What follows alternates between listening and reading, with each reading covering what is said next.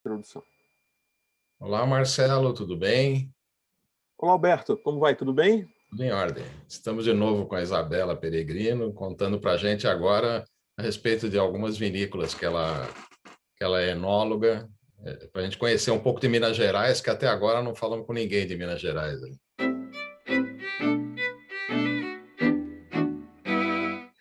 É isso aí, agora Obrigado, Isabela. tem que vir visitar a hora que puder. Sim. Sem dúvida. Eu estava falando que a primeira Estrada Real, né, a primeira implantação de dupla poda, podemos começar por lá, né? Isso mesmo. Quando a dupla poda foi desenvolvida, né, o pesquisador, coordenador de pesquisa da EPAMIG era o Murilo de Albuquerque Regina. Então ele foi o idealizador da técnica, né, e era o coordenador de pesquisa, e junto, né, com o parceiro da pesquisa, né, que era o Dr. Marcos Arruda, né, o Dr. Marcos Arruda é um médico de Poços de Caldas que tem a propriedade em Três Corações. Então, ele abriu a fazenda dele em Três Corações para que o experimento da dupla poda da Ipamig fosse implantado lá, né, já que a gente precisava que fosse uma área com uma temperatura, né, que a videira não entrasse em dormência, então não podia ser uma região alta como Caldas, onde está a estação da Ipamig, né, aqui é alto demais, é frio demais, aqui não é possível fazer dupla poda. Então buscou-se a região cafeeira de Minas Gerais, né, onde está entre 800 e 900 metros, ele abriu a fazenda dele para que tivesse a implantação desse parreiral. Implantou, fizemos o experimento lá, deu certo, ele ficou muito empolgado com os resultados e ofereceu, por que não, então, fazer uma sociedade e expandir esse parreiral, né, e realmente apostar comercialmente na dupla poda. Então, lá foi feito, né, então, junto o Murilo, com os sócios franceses que ele tem na empresa Vitácia Brasil, né, de mudas de videira, os três se associaram ao Marcos Arruda e criaram, então, a vinícola Estrada Real. Né, lá foi implantado o parreiral comercial, né, de Syrah, e em 2010 foi a primeira colheita comercial que foi ao mercado. Então, já havia vinhos, né, uvas sendo colhidas desde 2006 na propriedade, mas só a safra de 2010 realmente atingiu o primeiro grau satisfatório, né, para realmente vir ao mercado. E ela veio ao mercado em 2012. Então, a uva foi colhida em 2010, foi processada, ficou em barrica de carvalho, o vinho descansou e em 2012 ele veio ao mercado comercialmente, então com o nome Primeira Estrada. Então, é o primeiro vinho de dupla poda, né, lançado comercialmente, foi o Primeira Estrada Syrah 2010, pela vinícola Estrada Real. Deve ser uma raridade. Será que alguém ainda tem uma garrafa dele? Olha, de vez em quando entre os produtores a gente conversa, né? Então a gente sabe que alguns têm ainda algumas garrafas, mas que são guardadas assim, ó, debaixo do braço, né? E não estão assim facilmente disponíveis. Né? O Murilo mesmo não tem mais, né? Ele Não tem mais. já não, o que havia sido guardado como reserva técnica já foi. O último exemplar que ele tomou foi ano passado, no aniversário de 60 anos dele, que a esposa havia escondido uma garrafa. Graças à esposa, então, essa é uma ótima história. A esposa havia escondido uma garrafa justamente para esse momento. Então, ano passado, no aniversário de 60 anos dele, ele tomou a última garrafa, assim, que a gente tinha notícia que estava mais ou menos fácil, né, de ter acesso. As outras, a gente sabe que alguns produtores têm, mas estão guardando, né? Estão Eu guardadas. mesma eu já não tenho mais também. Tem que falar Depois, então com a esposa do Murilo, né? Que ela que deve ter uma Pois é. reserva técnica. Aí de onde saiu essa tem mais alguma, né? Pelo menos para 70 anos. Quem sabe, né? Aí, nossa, seria uma coisa sensacional.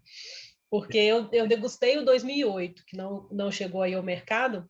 Teve uma vez que o Murilo me deu de presente a última garrafa 2008 que ele tinha. E eu degustei, o vinho acho que já estava aí com uns 9 anos, quando eu degustei, e estava um espetáculo. aquela garrafa que você vai cultivando na taça e não quer que ela termine, sabe? E estava assim, sensacional. E eu sei de produtor que tem dela ainda também. Depois da Syrah, o que eles produziram? Tem o Syrah, teve um ano que teve um rosé, né? E depois veio um Chardonnay. Aí o Chardonnay não é de dupla poda, né? O Chardonnay é cultivado em Caldas, aqui no ciclo tradicional de verão, e também chama Primeira Estrada Chardonnay. Esse já está na 5ª safra. Tá. Esse não é barricado? Esse não é barricado, né? A proposta dele é que seja um Chardonnay fresco, né? Leve, fresco, voltado mais para esse consumo, né, de vinho jovem e fresco. E os Syrahs são barricados? O Syrah hoje tem 2 linhas, né? Tem uma linha que é barricada, que é a Gran Reserva, e uma outra linha que não é barricada, que seria o vinho jovem. E é pequena a produção? Hoje já não, esse ano ela vai tomar uma produção maior, estamos com uma área maior, né? Esse ano vamos expandir consideravelmente a produção. Até então, tem se produzido em torno de 5 a 6 mil litros do vinho de entrada, né, o jovem, e 1.500 litros do Gran Reserva, mais ou menos. Né? E o Chardonnay tem ficado aí em torno de 5 a 6 mil litros por ano. Então, comparado com outras vinícolas, né, ainda são produções pequenas, né, mas para o volume das vinícolas aqui do Sudeste já é uma produção um pouco maior. Né, mas esse ano vamos expandir mais. E onde é que a gente acha o vinho para provar? É isso que eu ia perguntar. Olha, tem várias casas que possuem, né, restaurantes, a gente já tem uma rede de distribuição maior, né, então ele é encontrado em São Paulo, é encontrado no Rio de Janeiro, em Belo Horizonte, mas o caminho mais fácil de conseguir as informações é através do Instagram ou o site da empresa. Então, mandando uma mensagem no Instagram para o @Vinícola Estrada Real, né, você recebe a informação certinha de onde na sua região é mais fácil de encontrar o vinho. Quem está assistindo a gente, anotem @Estrada Real no Instagram. @Vinícola Estrada Real. Vinícola Estrada Real. Mas vamos deixar aqui na descrição do vídeo, tá, pessoal? A gente sempre deixa na descrição do vídeo links e para vocês poderem encontrar os vinhos que a gente comenta assim, aqui sempre nos vídeos. E qual que é a área que está produzindo atual? Tem 7 hectares da área original, né, a área mais velha, né, então são parreirais que já estão mais velhos, mais maduros, e esse ano vai entrar em produção mais 10 hectares de uma área nova. E o Maria Maria é o mesmo porte deles? Maria Maria está num porte maior já, tá? O Maria Maria, perto de 20 hectares já. Uau! Sim, distribuído principalmente em Syrah e Sauvignon Blanc. Né? Já tem uma produção mais expressiva do Sauvignon Blanc. Maria Maria também foi um dos primeiros, né? Um dos pioneiros na implantação, quando o proprietário teve um infarto, né? Ele infartou. E aí o médico, né, que o acompanhou depois do infarto, recomendou, que ele gostava de tomar uma cervejinha, recomendou, por que não trocar a cervejinha por vinho? Porque o vinho tem os benefícios para o coração, e aí sim ele parou de consumir cerveja e começou a consumir vinho. E aumentou o interesse dele em relação ao vinho. E aí ele decidiu, então, começou a pesquisar, procurar, encontrou informações sobre a dupla poda, que estava bem no início. Procurou o Murilo, entrou em contato, né, resolveu apostar na produção também, né, e implantou a área em três pontas, né, na fazenda dele de café, em 3 pontas. Muito amigo do Milton Nascimento, né, comentou com o Milton que ele estava plantando videira. E, segundo ele, o Milton duvidou que ia dar certo. Falou com ele, mas você está doido? O que você está fazendo? Vai mexer com uva aqui é lugar para café, por que você está fazendo isso? Isso não vai dar certo. E ele falou, vai dar certo, você vai ver que vai dar certo. E se der certo, eu já tenho até o nome. Que nome que vai ser? Vai chamar Maria Maria. Aí, segundo ele, o Milton falou assim, então, tá certo, pode usar o nome. Se der certo, pode usar o nome Maria Maria. Pode usar. E deu certo, né? E aí eles, a cada ano, eles homenageiam mulheres que são parte da vida deles, né? Pode ser familiares, são mulheres que impactam a vida deles. Então, a primeira safra que foi ao mercado foi a 2013, né? E aí começou com a letra A. Então, tinha Ada, por exemplo, foi o Sirá, Ada. E ao longo dos anos, né, conforme as safras vão saindo, eles vão mudando a letra. Então, 2015, que foi a safra seguinte, que foi ao mercado, era a letra B. Então, foi Bel, Bia, e assim diante. 2016, C, Cida, e foi indo, e assim vem indo. Hoje nós estamos no F. Então, 2020, por exemplo, o Sauvignon Blanc 2020 é Fernanda, o nome.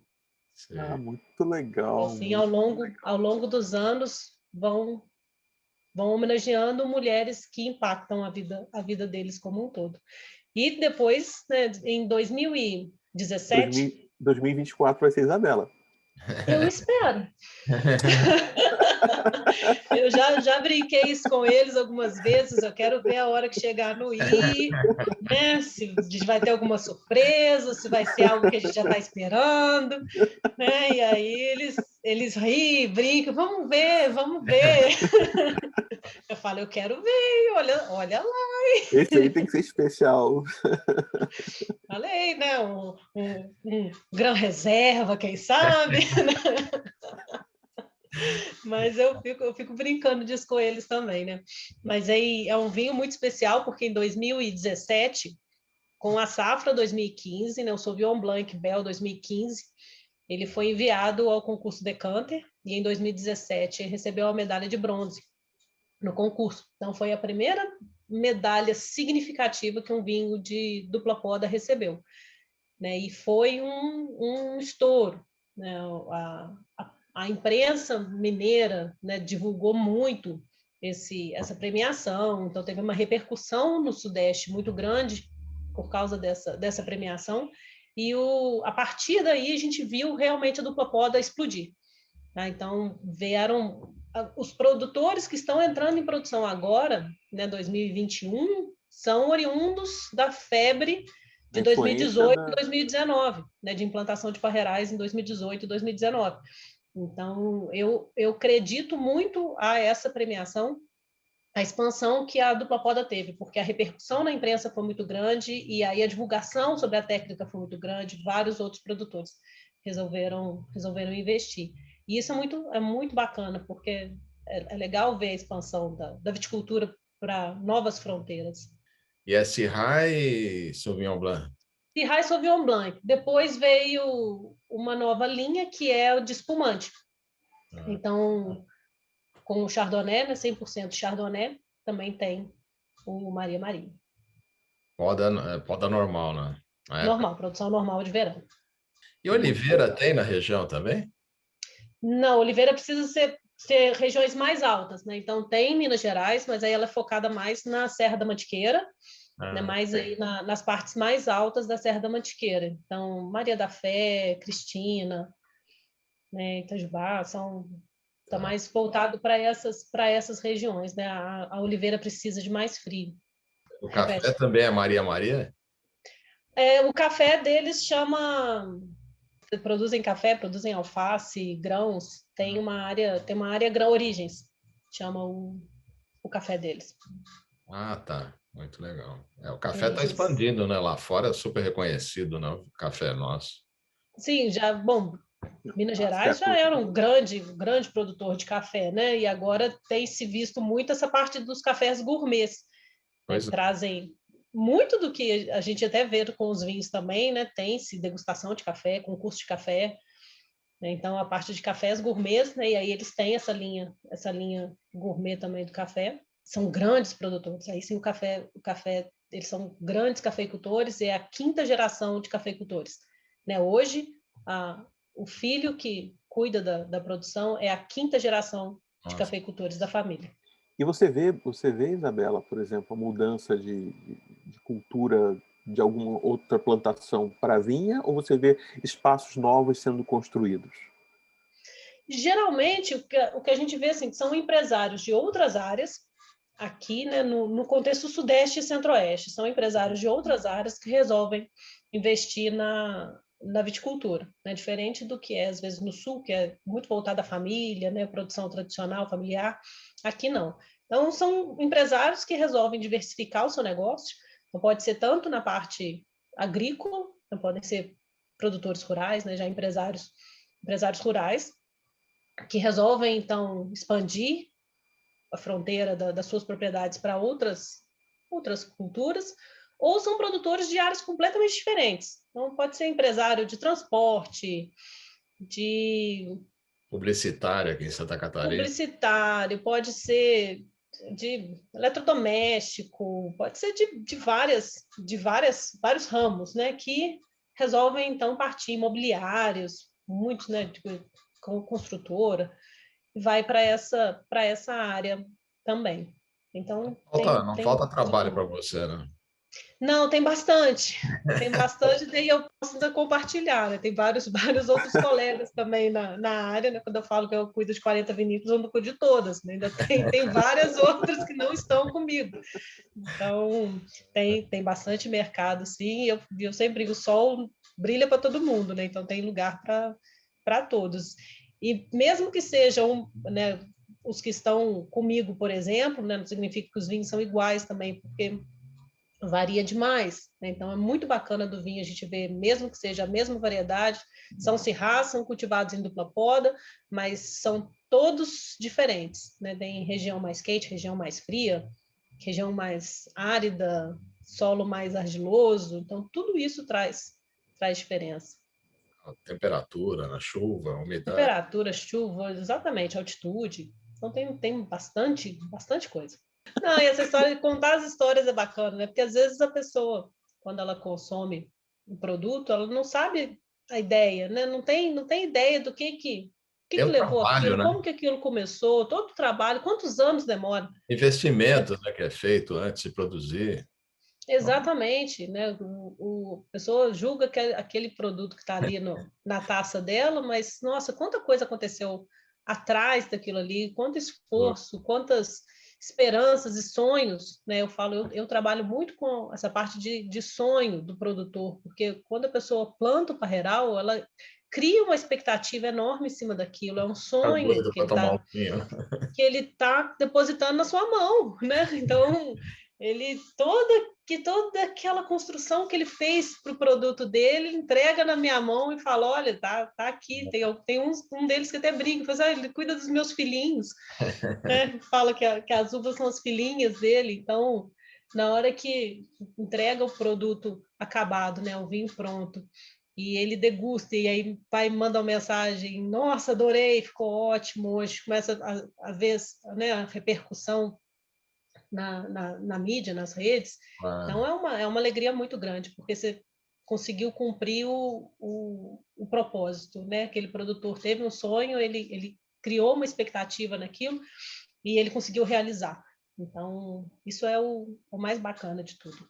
E é legal, quer dizer, o pessoal plantar e ter outro lugar que processa para ele, quer dizer, ele não tem que fazer todo o investimento de uma vez só, né? Quer dizer, então... Exatamente, porque isso seria um fator limitante, né, para o produtor. O investimento em uma vinícola é muito alto, né? São milhões que são gastos para poder montar uma vinícola, por menor que ela seja, né?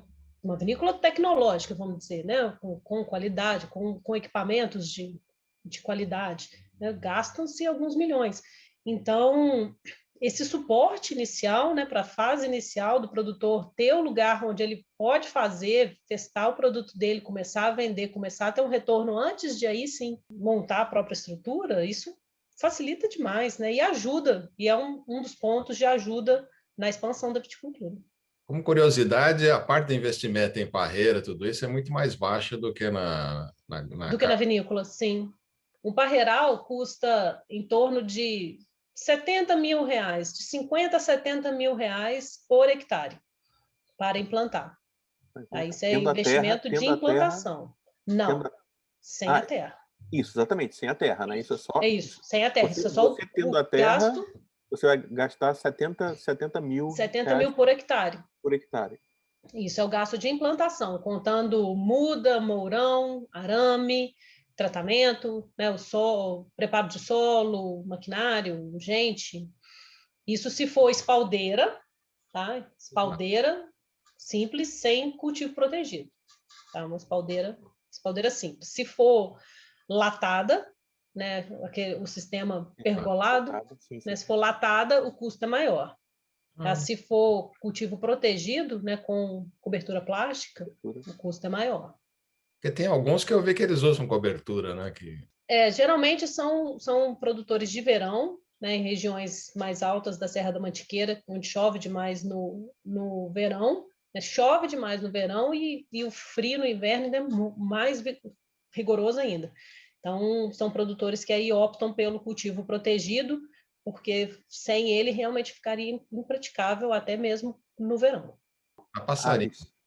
Passarinho. Precisa, né, durante a época de maturação, a partir da virada de cor, tem que colocar uma tela plástica, então é uma tela de 70 centímetros de largura, que vai dos dois lados da espaldeira, né? Grampeia, para poder deixar o cacho protegido. Se não colocar, passarinho come tudo. Passarinho come tudo. É mais investimento e trabalho ainda. Também, aí é mais um custo também, né? Tem que colocar a tela, depois tem que tirar para colher.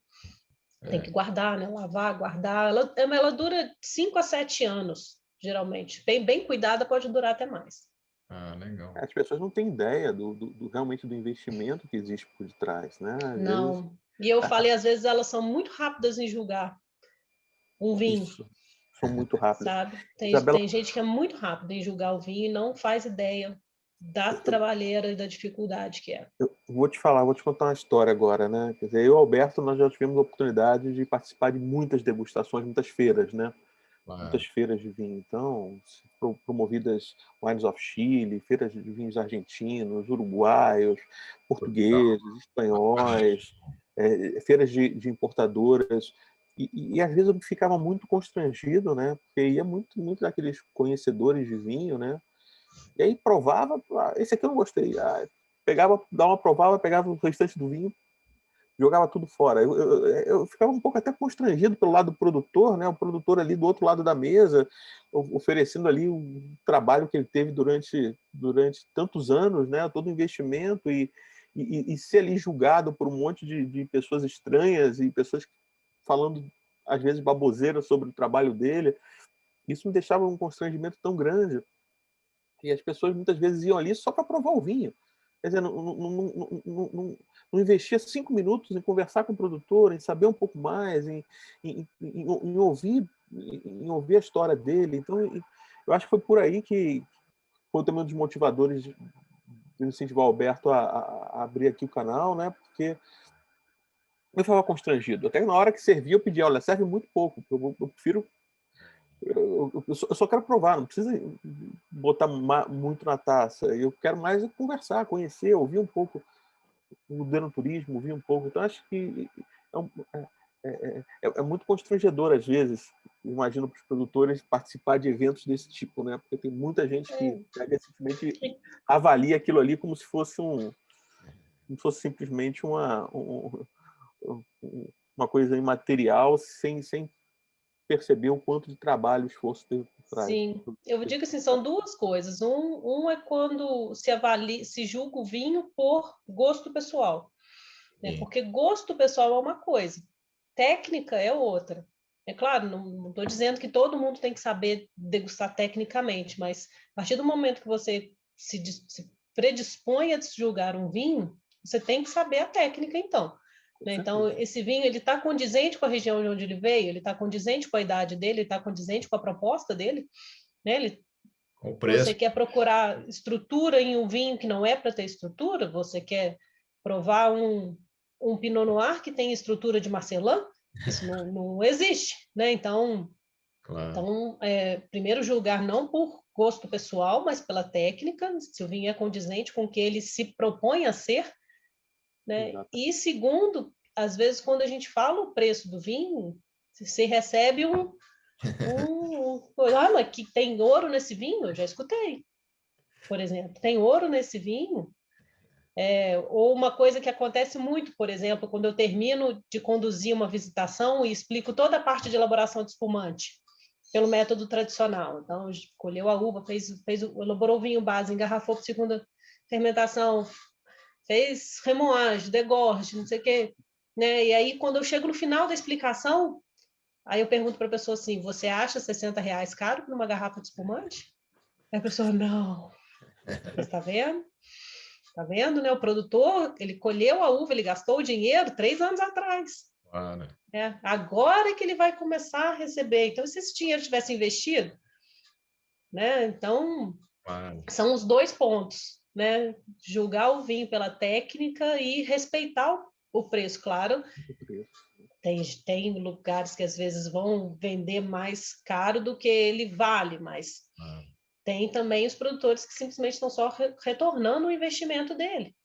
Então, tem que conhecer e respeitar essas histórias. E como é que está o enoturismo na região? Tem crescido bastante. Eu tenho visto uma expansão grande, né, de produtores ofertando o enoturismo, né, abrindo sua propriedade e turistas interessados em conhecer.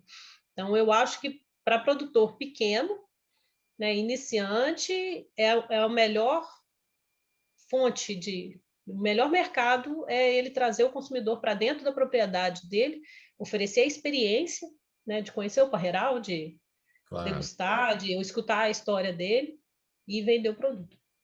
E tem infraestrutura, assim, hotéis, outros produtos que possa... Tem sim. Principalmente Minas Gerais já é um estado, né, com a parte turística muito boa, né? Então, comidas excelentes, hotéis excelentes, cidadezinhas encantadoras, né? Vou puxar sardinha para o meu estado. Tem café, tem queijo. Tem café, tem queijo, tem doce, tem biscoito, tem cidade antiga, tem cidade industrial, tem de tudo que quiser, né? Então, a parte turística em Minas Gerais é muito explorada. Então, juntar, né, unir as duas coisas. E o melhor de tudo, juntando aí a hospitalidade, a gastronomia e o vinho da região, né, fica ainda mais bacana, porque o vinho da região com a culinária da região combina muito bem, né? E o pão de queijo é mineiro mesmo? Ah, deve ser, né? Do jeito que tem, para todo lado. Pão de queijo, torresmo. Tem aqueles biscoitos que eu já vi uns enormes, que eu já dei uma Biscoitão de polvilho. Uma época dei uma assessoria para uma moça que tinha um tear aí na região de vocês, aí tinha uns polvilhos enormes, né? Aqui na cidade onde eu moro, né? Eu moro em Caldas, que é perto de Poços de Caldas. Caldas que eu fui, ela tinha em Caldas aí. Isso, Caldas tem a festa do biscoito. Acontece em julho, né? E tem os fornos aqui onde os biscoitões são assados, né? Biscoito de polvilho pode ser assado, pode ser frito, né? Mas e é uma festa tradicional da cidade. Agora é que Minas desponta, né? Já tem queijo, já tem café, agora tendo vinho. Tem vinho também. Putz, acabou, né? Fechou a tríade. Isso aí. Tá difícil escolher a região, né, Marcela? A gente ia para o Rio Grande do Sul, agora a coisa complicou mais ainda, né?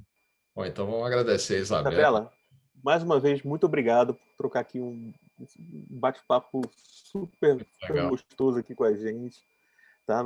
Nos ensinar aqui a todos que estão assistindo a gente no canal Vinhos e Prazeres. Quem gostou, deixe seu like, deixe seu joinha, comente, os comentários são muito importantes para a gente. Perguntas, né, que fizerem.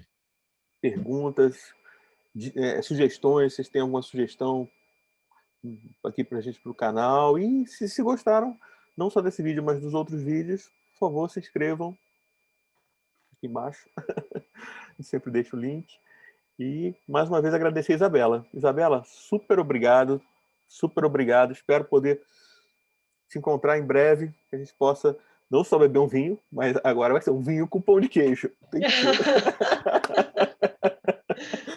É isso aí, obrigada pelo convite, foi ótimo, um ótimo bate-papo. Espero mesmo que venham visitar, venham conhecer as propriedades aqui da região. Vamos né? sim. E aí a gente toma um vinho junto aqui, come um pão de queijo, come com pernil. Pão de queijo com pernil. Pão de queijo, pernil com vinho, nossa. Com um cirrá, ó, vai ficar ótimo. O perigo é convidar, né, Marcelo? Então, eu queria convidar, que a gente vai. Isso aí, tem que vir mesmo.